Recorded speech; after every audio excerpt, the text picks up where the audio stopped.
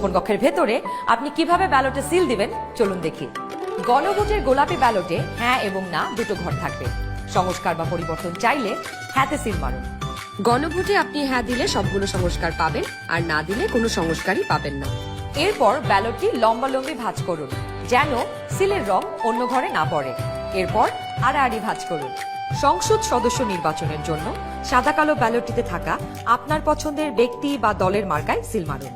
Silty কিন্তু নির্ধারিত ঘরের বাইরে যাওয়া যাবে না। মার্কার বাইরে সিল পড়লে আপনার মহামূল্যবান ব্যালটটি বাতিল হয়ে যাবে। সিল মারার পর এই ব্যালটটিও প্রথমে লম্বালম্বি ভাঁজ করুন যেন সিলের কালি অন্য মার্কায় না লাগে। এরপর আড়াআড়ি ভাঁজ করুন। এবার গোপন কক্ষ থেকে বের হয়ে স্ট্যাম্পটি সহকারী প্রিজাইডিং অফিসারকে ফেরত দিন এবং একই ব্যালট বক্সে দুটি ব্যালট পেপার ফেলুন। ব্যাস হয়ে গেল একদিনে 2 ভোট। একদম সহজ, তাই না?